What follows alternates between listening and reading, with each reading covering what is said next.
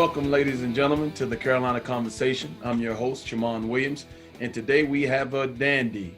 We have someone who hails from Long Island, New York, East Meadows, actually, and he attended the University of North Carolina, but more importantly, he was a 1980 McDonald's All-American, where he was a state champion in the state of New York. He was also a part of Coach Smith's first national championship team. He later went on into college coaching, where he also coached at the University of North Carolina, being one of the only few that has ever done that in history. Ladies and gentlemen, my big brother, Matt Doherty. What's up, Shaman? What's going on, Matt? Hey, man, it's, the thing when people talk about Carolina family, it's real. I didn't play with you. I didn't coach you. We got to know each other in the summers when I was coaching at North Carolina. And, here we are. I've had conversations like this with Scott Williams, who I didn't coach, I didn't play with. Right. Some of my better friends are guys like Mitch Kupchak, Woody Coley, Michael Corrin, John Kuster. Guys that I didn't play with, but we have the common denominator, which is North Carolina basketball and Dean Smith. So it's really cool to be on your show. Thank you. Oh man, I appreciate you deciding to be on the show. You were one of the people that I most definitely wanted to have on the show because, more importantly, like you said before, we have a great relationship. You're my brother. You've done a lot of great things for me. We'll talk about later on in the segment. But it's important to have individuals like yourself, not only on the show, but most important, like you said before, to let people know the brotherhood that we have. Mm-hmm. And some of the conversations that people may not think that we have, or the common denominator, or just the love for one another. And right. So I'm very, very appreciative that you decided to be on the show, and we'll like to start up by asking, hailing from Long Island, New York, man, we talked to Sam Perkins about why he chose to go to the University of North Carolina, but what made Matt Doherty go to the University of North Carolina? Oh wow. I fell in love with basketball in college basketball. Probably remember back like 1974, 76. I remember the first Final Fours really watching. I think it was in Philadelphia. And then the Olympic team. I was in 8th grade, and Dean Smith coached the 1976 Olympic team in Montreal. And they won, and there were 4 Tar Heels on that team: Mitch Kupchak, Tommy Lagarde, Walter Davis, and Phil Ford. And they won. And then the next season, 1977, they went to the Final Four and lost in the championship game to Marquette. And Michael Corrin was a freshman. And Mike was a 6'7" freshman that could do everything. And I was a 6'7" guy from Long Island that tried to do everything. I couldn't do it as well as Mike. And I just loved the uniforms. I loved the way they played. And so I started to watch the games very closely. And then I was blessed to get recruited by them. I played for Bob McKillop, who's the head coach at Davidson College. My first 2 years in high school, we had very good teams. And I started to get recruited. And Coach Smith had always recruited New York because Frank McGuire always recruited New York. You go back to the 57 national championship team at Carolina, all 5 starters were from New York. And Chris Brust was on the team, who was from Long Island. Mitch Kupchak was from Long Island. Jimmy Black was from the Bronx. So there was a pipeline. And once he started recruiting me, all the other schools kind of were in second place. And the other thing is the Big East was not formed at that time, Shaman. Right. Not that would have made a difference, but it might have made a little difference. You know, I grew up near St. John's. My sisters went to St. John's. I didn't really like their campus. I wanted to go to school in the South, and I wanted to play at a place that was in a really good league and that had a good academic reputation. And Carolina checked all the boxes. Okay. Well, awesome, awesome, awesome. So, you know, being such highly regarded, I mean, you're a McDonald's All-American, Parade All-American, you know, in choosing to go to University of North Carolina, how was it actually when you got there and had to ingratiate yourself to the Carolina way and Coach Smith and the way things were done? Well, a couple of stories come out. Yeah. First of all, I went down the summer before my freshman year. Now everyone does it, but I wanted to try to get a head start, right? I heard about the summer pickup game, so I wanted to get a head start. And I remember going down, and Coach Smith got me a job at Keenan Transit. And I was living in the dorms and getting up early, and then I'd be there for pickup games. And I was thinking about doing it for 3 weeks, and I got homesick. I had a girlfriend. But I remember the first pickup game I'm playing, and Mitch Kupchak and Tommy Lagarde are guarding each other, and they're both 6'10", 200 and whatever, 40 pounds, and they're beating the crap out of each other. And Dudley Bradley was on the court, I think Walter Davis, and my first shot was an air ball. And I just thought, oh my God, like maybe I'm not that good. You know, maybe I'm not good. Right, right. And that's where John Kuster really did a good job of taking me under his wing, because then, you know, we went to Woolen Gym and started working on my game and shooting the ball. And he gave me some confidence, like, hey, man, it was that way for me, and you're going to be fine. And so then, you know, I started to get acclimated and figuring it out. That fall, I remember walking up, and I'm outside the old basketball office in Carmichael, and I'm wearing a McDonald's All-American practice jersey. And Coach Smith sees me, and he goes, Matthew, that would be a good shirt for your brother.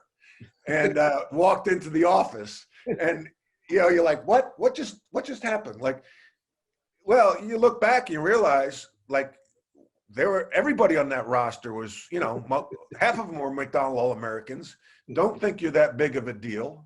And he knew I had a younger brother, and he's like, you know, don't wear that shirt around here, basically. Give it to your brother. You know, don't boast.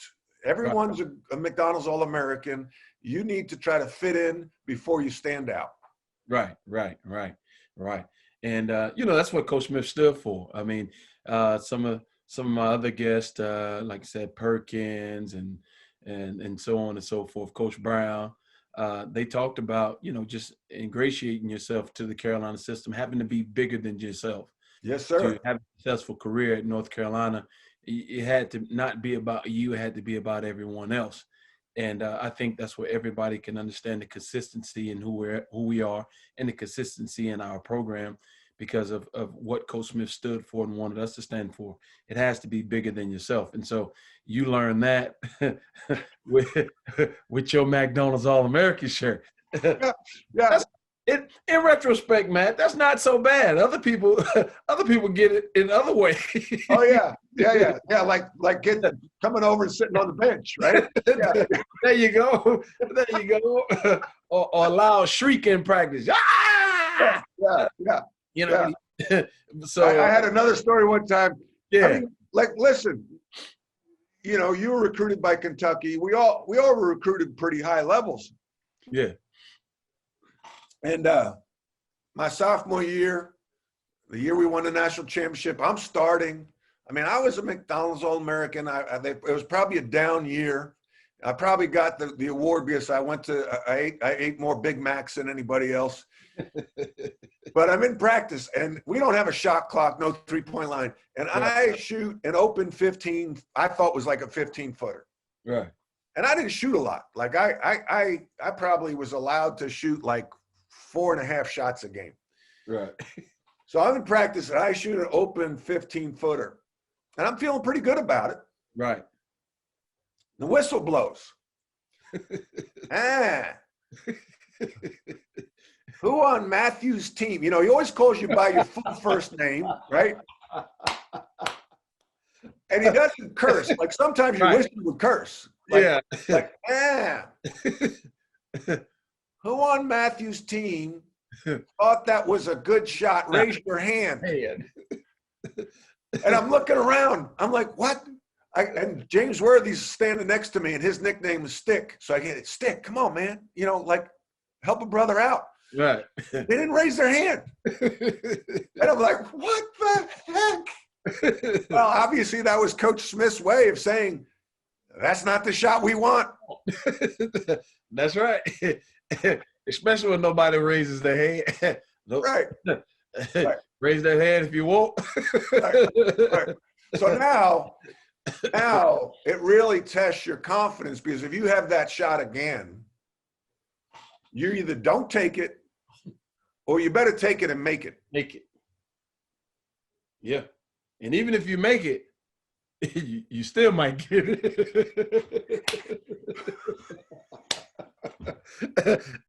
No doubt about it. No doubt about it. Now, talking to one of your teammates who held you in high regard, Sam, he gave us a few stories about that team and about you guys being freshmen and sweet mates and things like that. Oh gosh, yeah. And so it may, I have no choice but to bring this question.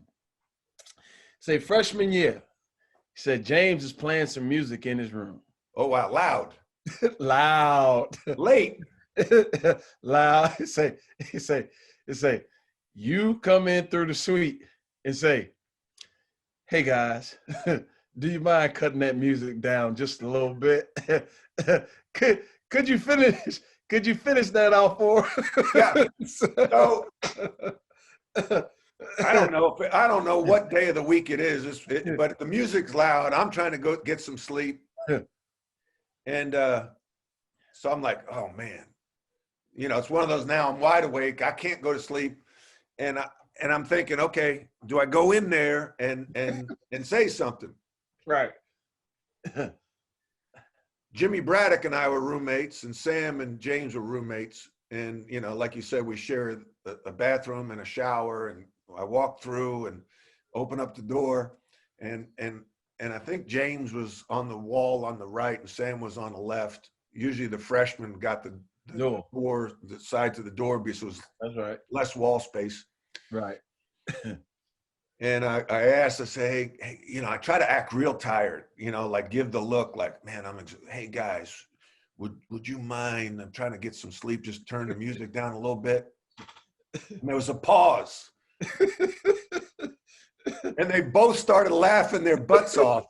And I was like, damn. And I walked back to my room, went to bed. Yeah. They just started laughing at me. Yeah. That's what Sam said. He said, yeah, Matt Cousin there. He said, hey guys, do you mind cutting the music down just a little bit?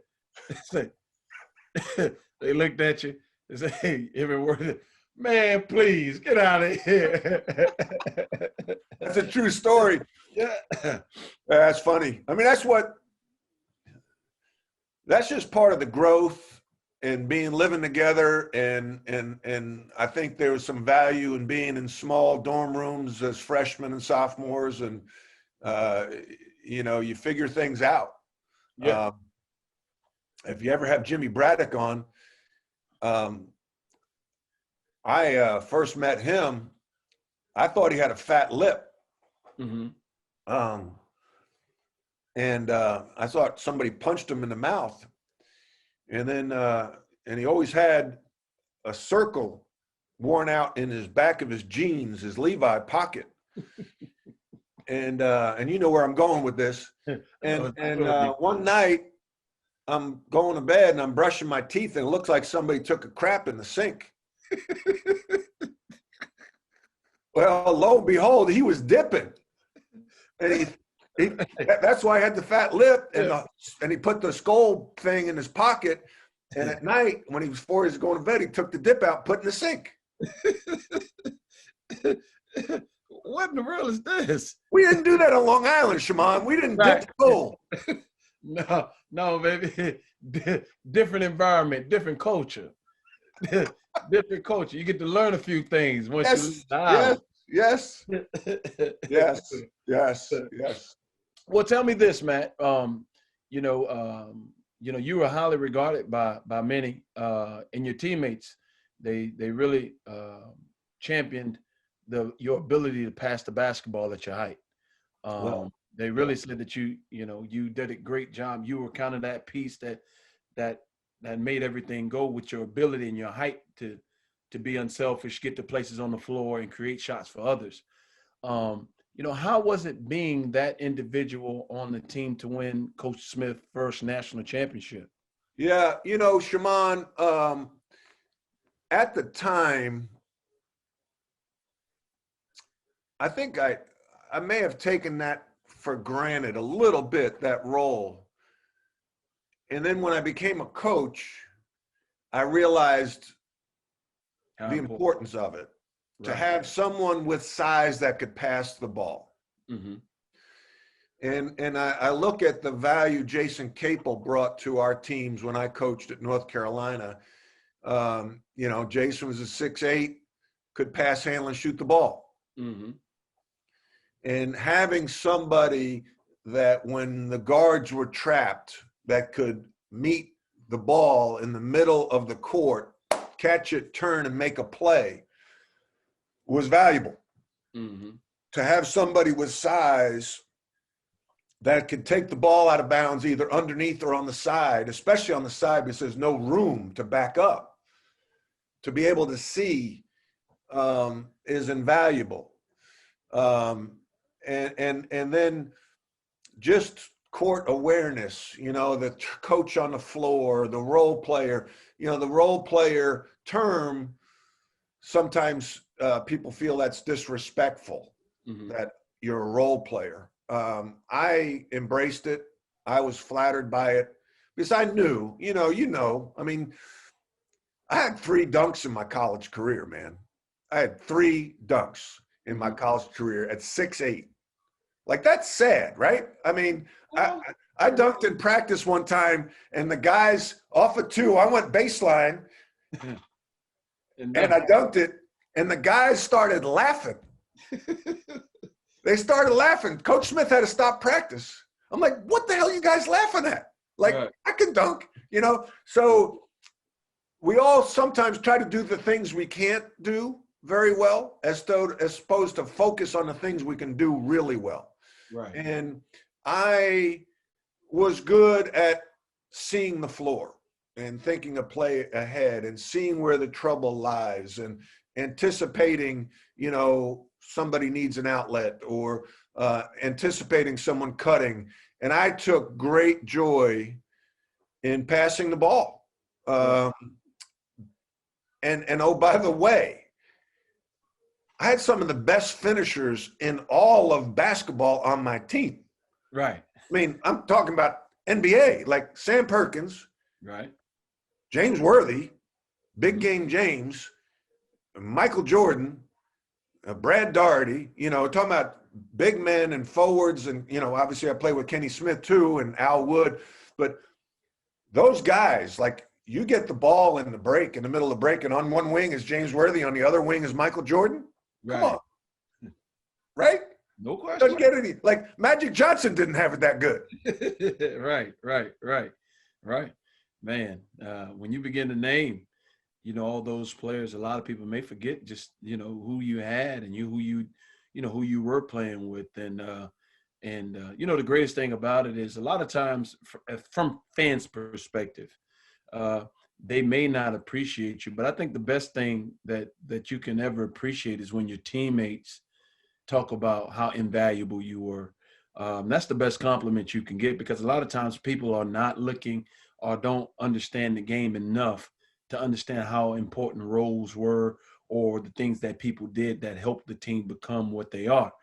And so, to hear, some of the guys that played with you and how they hold you in high regard, man, that's the best compliment you can get as a former player. That means a lot.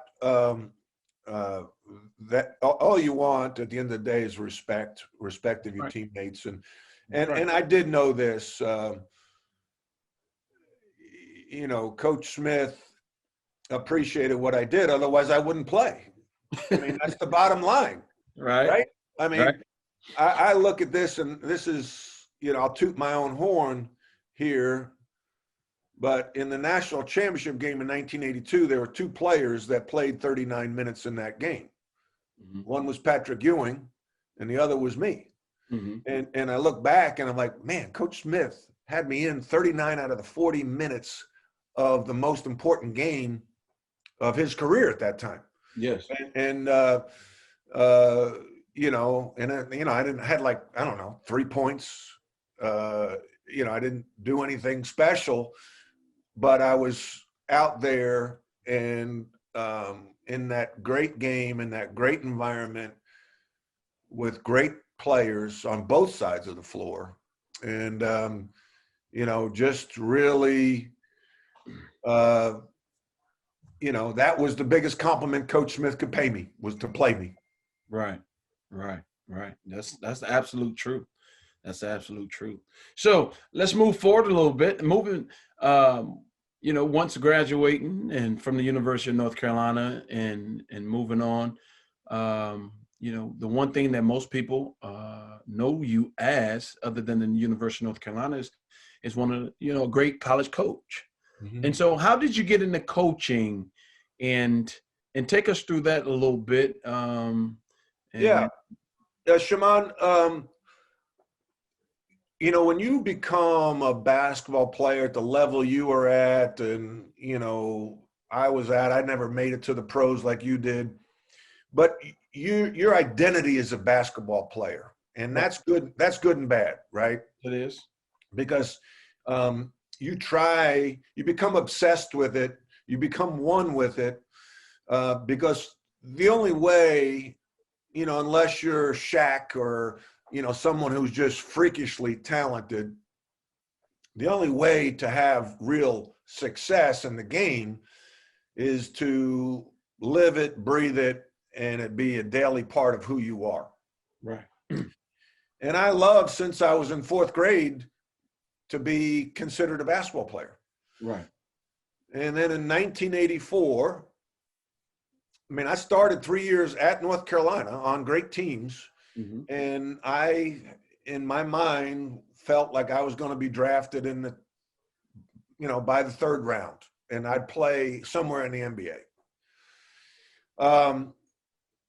And then I remember speaking at a camp at Campbell University. Now, back then it was Campbell College, and it was draft day. Back then, it wasn't as big a deal. It was during the day. Only the top players went. And I'm calling Linda Woods, Coach Smith's secretary. That's right. On a payphone. Like, hey, any word yet? No. Any word yet? No. Any word yet? No. Not a good feeling. Mm-hmm. So I go do my talk, and in the middle of my talk, the camp director taps me on the shoulder, and he goes, Cleveland, 6th round. And I'm speaking in front of like 700 campers. Right. I start to get emotional. I start to shake. Cleveland, they were the worst team in the NBA in 1984. They called them the Cleveland Cadavers. They were so bad. And 6th round, like, who makes it in the 6th round? Back then they would draft like women basketball players in the 6th round. Like, I'm drafted in the 6th round. And then the next morning, the clock radio goes off. I'm dating myself now. And the radio is to local news, radio station. They're announcing local players drafted in the NBA. Mm-hmm. And I'm hearing now all the players that I played with and against that were drafted. And Rick Carlisle, the current head coach of the Dallas Mavericks, was drafted 3rd by the Boston Celtics. Right. And that made it worse. Right. Because Rick and I were somewhat similar, two white guys in the 6'5", 6'7" range that could do a little bit of everything. Rick was probably a better shooter than me and more of a guard. And that crushed me. Mm-hmm. So I tried out. I ended up getting cut. George Carl, former Tar Heel, was the coach of the Cavaliers at the time. And I remember getting cut. And I was like, screw you, basketball. I can't believe it. It's like a marriage. You know, Right. it's like you're walking out on me. Like Right. you're telling me I'm done. Mm-hmm. And so I turned my back on basketball and I wanted to get rich and work on Wall Street. And then after a few years, I got closer to the game. I was doing some radio at St. Francis College in Brooklyn. You know, the NCAA tournament was always an exciting time. Right. I remember talking to coach. I must have gone down for a game and got a meeting with them. And I said, you know, I'm thinking about coaching.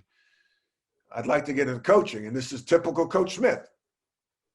If a job opened up in Montana tomorrow, would you take it? And I hesitated. And he says, you don't want to be a coach. And I'm like, dang. So I went back to Wall Street, blah, blah, blah. But then about a year or two later, I had enough. I quit, moved to North Carolina thinking I was going to get in the real estate business in Charlotte. And I started coaching an AAU team, the Charlotte Sonics. And who was my point guard but Touche, Jeff McGinnis. Jeff McGinnis, 8th grader. And who was my assistant coach? Charles Waddell, former football, basketball, track star at North Carolina. Right. So once I started coaching, I'm like, man, I love this. Planning practice, organizing the teams, you know, driving kids home. And then Davidson, I was doing the radio at Davidson, and they made a coaching change and hired Bob McKillop, who, as I mentioned earlier, was my high school coach for 2 years. Right. So I joined his staff, was there for 3 years, then joined Coach Williams' staff at Kansas, and then went to Notre Dame, North Carolina, and on and on. Yeah. So yeah, after having some success as a coach and at Notre Dame and doing a great job there, how was it being asked to be the head coach at the University of North Carolina? Oh, wow. That's a dream for all of us, but you know, how was that? Wow. I'm coming out with a book in March called Rebound: From Pain to Passion. And it talks about the leadership lessons I learned from that experience, Shaman. And obviously it didn't end the way I wanted, or probably a lot of people wanted, because there were so many things that I didn't manage well. And I think it has to do with off the court stuff, you know. Yeah. The politics of a job like that is significant. Yeah. But I remember, I mean, I'm an Irish Catholic kid from Long Island, and you know, if I couldn't coach at North Carolina, Notre Dame is like, you know, it's right up there. Right. And we had a good year. We'd just gotten settled in. First year under our belts. We had good recruits coming in. We were going to be good the next year. And it was the end of June, middle to the end of June. And I remember I'm on the golf course with some of the coaches at camp playing golf. And my phone rings and I see a message. I heard the message. And that's when I learned Coach Guthridge resigned. Mm-hmm. And like, who resigns in June? You know, like, this is weird. Like, is he okay? You know, and then I went on a vacation in the next couple of days with Fred Quarterbaum and his family and my family up to Lake Michigan. And I remember calling Coach Smith from Lake Michigan in anticipation of Coach Williams leaving Kansas to go to North Carolina, because that's what everyone expected, right, including myself. And I worked 7 years for Coach Williams at Kansas. Right. So I called Coach Smith and I'm thinking, well, what will Kansas do? Right. You know, when Roy leaves, who will they call? Like, that's a job. I was there 7 years, one of the best jobs in college basketball. And I was calling Coach Smith saying, Coach, if Kansas calls, what should I do? Because I wanted to anticipate Right. should I stay at Notre Dame? Should I entertain it? Bob Frederick, you're an alum of Kansas. And he said, Matthew, you're still on the short list here. And I'm thinking to myself, short list as the head coach at North Carolina? What? I said to myself, oh, well, that's a no-brainer, and we basically hung up. Well, like 2 weeks later, I'm in an office in the Smith Center with Coach Smith, and we're talking about the job. This is after Roy Williams turned it down, and he says to me, well, can you take the job? I said, well, I got to talk to my wife. And he said, just a week ago, you said it was a no-brainer. Right back at you. Oh, you got to love Coach Smith. Yeah, no question. Yeah. And so I said, Coach, I said, back then, I didn't realize it was real. Now it's real, and I've got to think about this. So, yeah. And so I thought about staying at Notre Dame. My wife's from North Carolina. Mm-hmm. North Carolina, you have a chance to win a national championship every year. The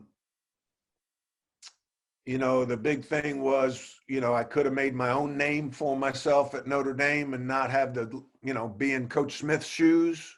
Right. Has that shadow. I had a lot of people telling me to stay at Notre Dame. But then Coach Smith, people don't realize what a good recruiter he was. Yeah. Like people think, he kind of like downplayed recruiting publicly and to other people, but he knew how to recruit. No question. And he knew what buttons to push. Right. So a couple of days later, phone rings. It's Michael Jordan. I'm in South Bend, Indiana. And he says, hey, Matt, we're talking about the job and taking the job. And he says, well, if you don't take the job, I think Coach Smith's going to go outside the family and hire Rick Majerus. Ooh. Button pushed. That was the button. And I'm saying to myself, I can't do that to Shammond Williams. I can't do that to Rashid. I can't do that to all the former players and have a man who doesn't know the program and what it means to have played and coached there walk the sidelines. That's right. And so right then I decided to take the job. And I said, what's the worst thing that can happen? I get fired. That happened. It happened. But I didn't want anybody outside of the family coaching our program. And that's why I took it. And I knew that there was a dip. I mean, I told Dick Bedore, and this is in my book, I said, listen, my first year we're going to be good. Because we've got Brendan Haywood, Joe Forte, Jason Capel, Chris Lang. We had Jason Parker supposed to come in, who was a high school All-American out of Charlotte. Fork Union Military Academy. There you go. And, hopefully Ronald Curry and Julius Pepper's coming back. Right. So I knew we would be good my first year. And I said, we'll be good my first year. My second year, we won't. My third year will be rebuilding. Are you tough enough to get through that with me? Right. And it was yes. So I said, okay. I just wanted to paint the picture, the expectations. And that's what happened. My first year, we were ranked number 1 in the country. We won tied the regular season ACC with Duke, number 2 seed in the tournament. Second year, we were 8-20. Mm-hmm. I knew we weren't going to be very good, and I just had to take it. And then I had to rebuild, and we had then started 3 freshmen and 2 sophomores with Sean, Raymond, Rashad, Jackie, and Jawad. And 2 years later, that team wins the national championship. Yeah. And so a lot of people don't know, I was there the whole time. Yeah. And so, a lot of people didn't, they don't really, they look at the national championship team, but they don't know who actually brought those guys in there. And you did an outstanding job in recruiting those guys. And I remember you bringing me in when you brought Raymond in, and and I walked in, and he was sitting in there with those overalls on, and I told him, I said, "Hey man, hey, don't many South Carolina guys get here and make it."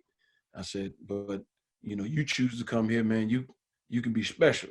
You know Yep. what I mean?" And I felt like once you got him, I think it was smooth sailing from there because of his leadership abilities, Yes. his ability to keep all those guys in check, and I mean that talent. I mean, when those guys hit campus, it was like our pickup games.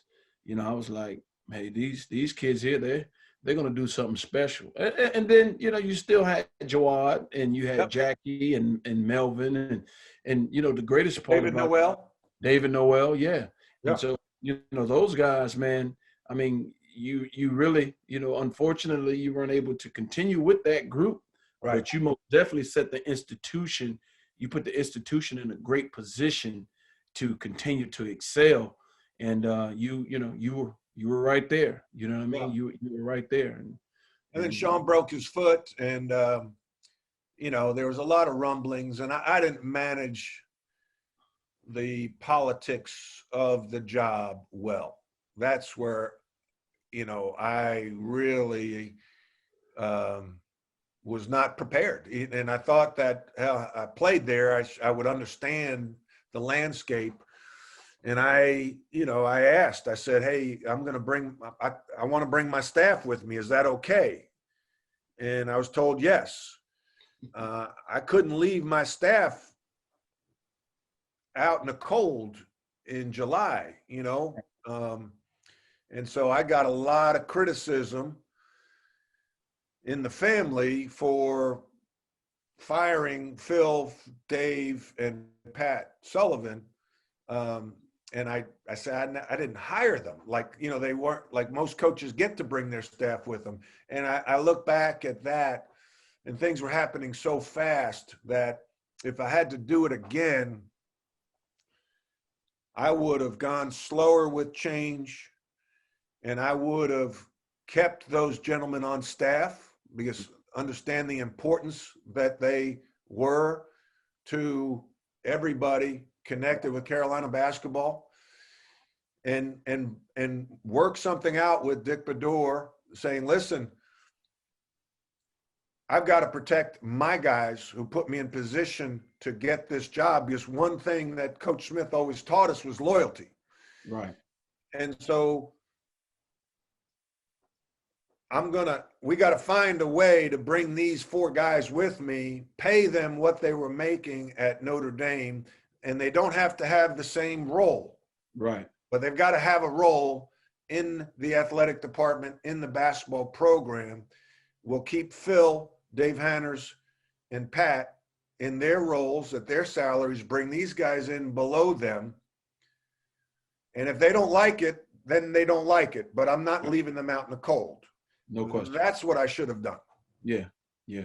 Well, I mean, that there was, I mean, because things had always been a certain way, a lot of people were apprehensive about, like you said, the change. Mhm. And, the greatest thing about you and I is that, like I said, I look at you as my big brother. And you taking the head coach at the University of North Carolina. I use this, I always use this term. You become the godfather. Yep. And whether you realize it or not, you have a responsibility to everyone, not because you want it, but because you accepted that position. And that's Right. the position and the role that Coach Smith played for everyone. Right. And so when you do become the head coach of the University of North Carolina, it's not about just your individuals. It's about everybody. And a lot of people, it's easy for you to speak it, but to be in it, in your regard, because you don't know if the University of North Carolina say, you know what, well, we'll cut checks for these guys to be, you're getting a job that you hold in high regard, but then you have these people you got to take responsibility of. Then you have these people that, like you said before, are intricate to the program. So how do you put all those things together? And if if there's nobody to help you with that, and especially when you start talking about in July, Shimon, that's yeah, the thing. July. Yeah, recruiting had already started. yeah, I remember July. You talking about July, So it wasn't like, oh, April, right? March or April, let's figure this thing out. Let's take our time. I mean, my thinking as a coach is I got to get on the road recruiting. No question. So the first day I get on a plane, a private plane to go see Carmelo Anthony play in Baltimore. Mm-hmm. Well, I shouldn't have done that. I should have, my first day, I should have made sure I met with the administrative staff, Mm-hmm. Linda Wood, Angela, Kay, Ruth, Armin. I should have sat down and maybe gone slower with the change and made sure we included Phil and Dave and Pat and work that out. But the timing of Coach Guthridge's resignation didn't allow for that. Yeah, yeah. It made it. It made it. It made it extremely. Because I just remember. I remember myself. Because like I said, I was there, and it Yep. was like, like you guys was on the road, and so it was like, all right, I had the kids in the gym. You know what I mean? Like, well, come in. We're gonna work out. We're gonna work out. We're gonna play, and I really liked it. You know what I mean? And that's and I think that's where you and our relationship evolved, because I think you understood that. I was for you. I was for you. I was for the program, You're for the program. I was going to always be honest with you. And I remember you and I just sitting down and having candid conversations. You'd be like, "Well, Shimon, what you think about this?" And you'd be like, "Shimon, tell me the truth." Right. And Amen. I talk about in this book I'm coming out with, Shimon. There's a section, and I'm probably going to write a book called Truth Tellers. Because leaders need to mine for the truth. No question. So often leaders either surround themselves with people that are afraid to tell them the truth because they create an environment that's not safe. They need, and I jokingly say, because if you don't manage the truth's going to manage you. No question. And you're going to be left with a box of your personal belongings as your BMW is driven down the road, which is what happened to me. So you need to find the truth so you can manage it. So you need to be surrounded with truth tellers like yourself and people on your staff that you allow. Like if you worked with me, I'd say, Shimon, you're a truth teller for me. Anytime you feel the urge to tell me something that may be uncomfortable, but needs to be said, you tell me. I don't care if you come into my office, interrupt a meeting, just let's do it in a respectful manner. Right. And then you come in and you say, hey, coach, I think you screwed up in practice today by yelling at Rashad. Mm-hmm. And I could get defensive. Right. And if I get defensive and kind of push back on you, you're not coming back in the next time, nor is anybody else who witnesses that. You might be tough enough to come back in, but I've got to say, Shimon, man, thank you so much. What does Coach Smith always say? Praise the actions you want repeated. Right. So I've got to praise that in front of the other guys, saying, man, Shimon, I know that's not easy to tell me, but I need to know that. Now I've got to fix it. So then I'd call Rashad, or I'd meet with him before the next practice, say, man, I was wrong. I shouldn't have got on you like I did. I'll try not to do that again. Right. To create the healing, because the emotional intelligence part of it in 2003, I had no idea what emotional intelligence was until 2003 when I lost my job. Right. Well, it was unfortunate, but I feel like moving forward, you grew from it. Mm-hmm. And then I think you began to understand the importance of the role of not just being the head coach, but the responsibility of being a godfather. And the reason why I say this is because I remember being in college coaching, and you may not, when I begin to talk about it, I think you're going to remember this. And I saw you at the Final Four, and I had the university insignia on my shirt. And you said, Shimon. And I said, man, I said, Matt, what's going on? He said, you're at such and such. I said, yeah. He said, such and such is the head coach there. And I said, yeah. And you said, I need to talk to you. And you pulled me to the side and you had a candid conversation with me. And from our relationship of how we always were candid with one another, and we knew that, hey, you know what? We're telling each other the truth because we care. Right. It's not that I wanted your job. It's not that you wanted my job. You wanted me to know because you cared about me. Right. And when you told me that, I looked you in the eye and I said to myself, and I said, Matt, I appreciate that. A month, a month later, I did what you told me. Yeah. What's best for me. And man, I thank God for that. I want you to know that I didn't take it lightly. I understood where you were coming from, where most people wouldn't have done what I did. The conversation that we had and the way that you uplifted me to let me know the environment that I was in or what my perception could be. Yep. It meant more to me than anything else, man. And a lot of people, they don't get to see that part of our family, our brothers that we are. And a lot of times, Matt, a lot of people don't tell you how appreciative they are of you. And in the situation at the University of North Carolina, that's just a situation. But in that time, you always treated all of us with respect. You always, you gave me the keys to, Shimon, anytime you need to do something with those I gave you a parking pass. That was gold on that campus. You never gave it back to me. I thought I earned it when you guys were on the road recruiting, and I was in there with the kids coaching. I was like the other coach. You'd be rolling around that Mercedes, driving around like, "What's up? What's up?" That gold on that rearview mirror. Hey, in all actuality, even though I was still playing, I was playing in the NBA at the time.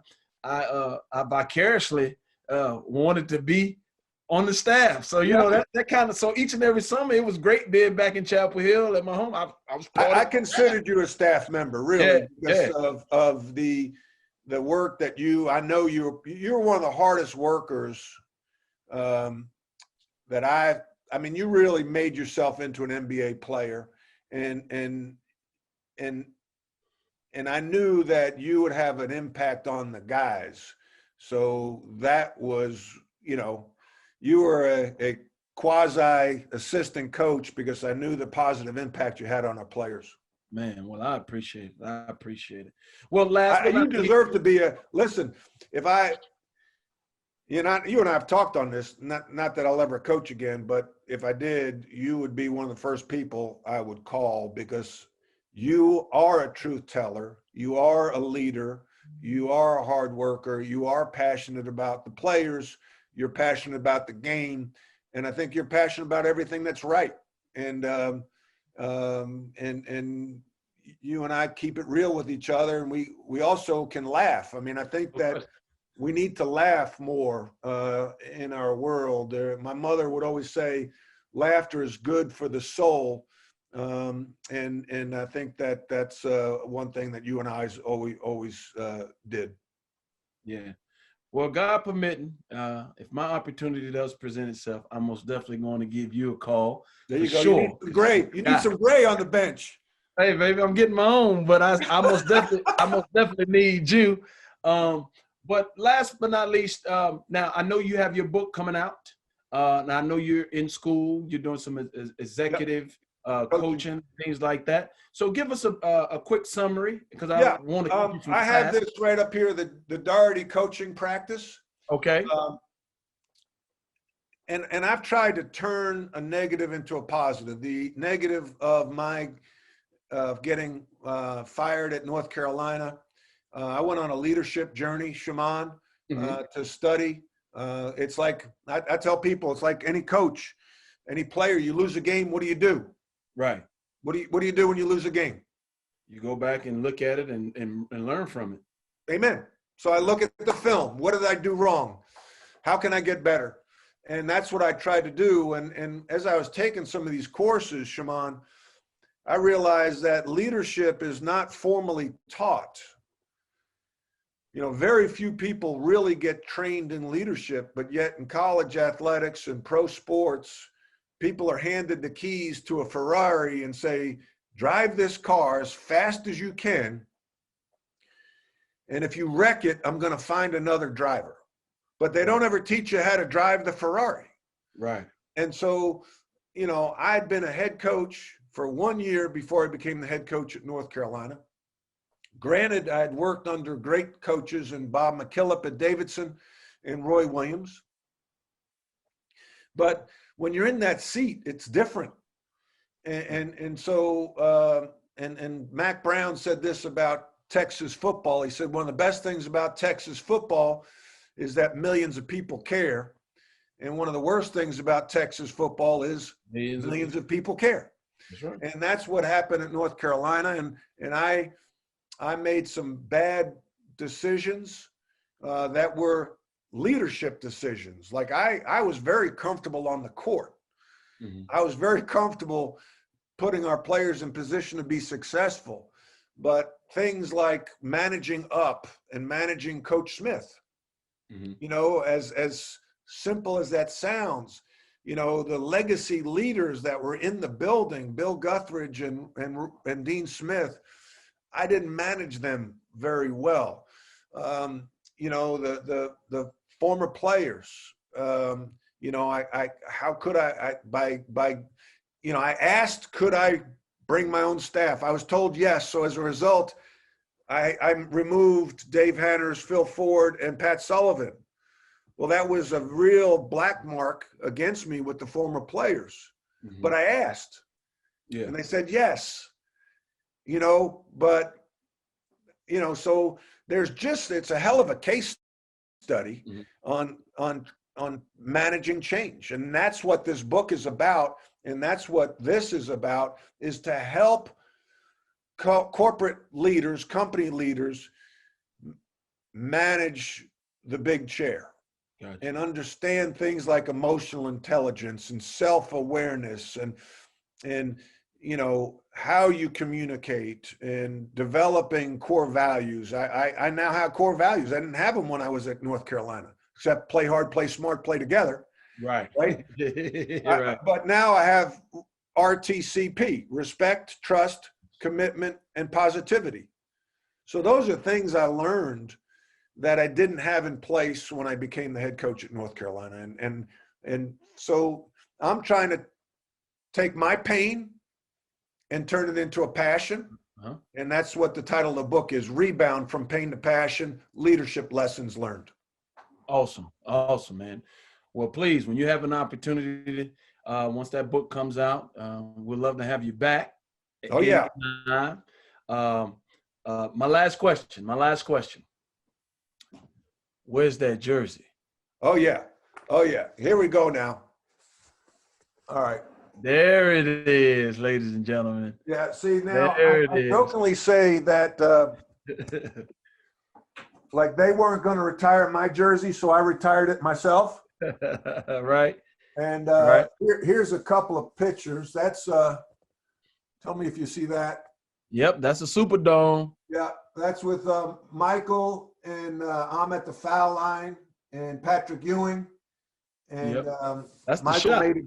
Michael made a good decision in not passing me the ball. And here's a cool picture of Coach Smith after the game.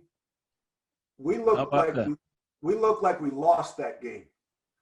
But that's James Worthy with the championship net, and Jimmy Black with the championship T-shirt, and Rick Brewer, the SID. Rick Brewer. Oh, yeah. Ready for the post-game press conference after we beat Georgetown. Right. Here's Michael and I. You see that? Yep. Okay. Most definitely. Yeah. We're checking into a game in Carmichael. Carmichael. And there goes Skate. That's Skate back there in the background. Yeah, it looks like him. Yep. Skate him up. And then I'll show you one more picture. Okay. You see that okay? Yeah, that's okay. Max Owens. That's my dad. That's Awesome. my brother. That's when Brendan Haywood hit the winning foul shots to beat Duke at Duke. Yeah. Yeah. And look at you, calm, cool, and collected right there. Yeah. You know what I was doing? I was praying my Praying. tail off. No joke.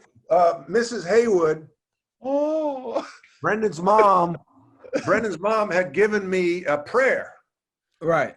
and I put it in my pocket. And when Brendan was at the foul line, I started praying that prayer. And then to add to it, we're tie score, 1 second to go. Brendan's at the foul line with a, I think he had 2 foul shots or a 1-on-1, I forget. But he makes the first one. Right. And he comes over to me. He says, should I miss the second one? And I'm thinking to myself, hey, Brendan, like, you're not that good of a foul shooter. It might happen anyway. Involuntary. You know, and I'm thinking, and he made it. So now they get to take the ball out of bounds. They didn't have a timeout, and they threw it to half court. We set up a defense that Coach Smith would call prevent. Prevent. And Chris Duhan took a shot past half court that hit back rim. And I think back that Brendan was right. He should have missed the foul shot because they didn't have a timeout. That then the best thing they could do is rebound the ball, and on the rebound have to throw a length of the court hook shot. Right. Brendan was one of the smartest players I've ever coached. For sure. For sure. I'm going to tell you what, though. I needed him to hit them free throws when he was a freshman over there at Duke. If he'd have did that, then we'd have been ACC champions. I love him regardless. I love him regardless. Yeah. Hey, thank you so much for having me on the show, man. Thank you. Thank you for thank you for participating, man. I really appreciate it. Talk to you later. Thanks, Shimon. Thank you.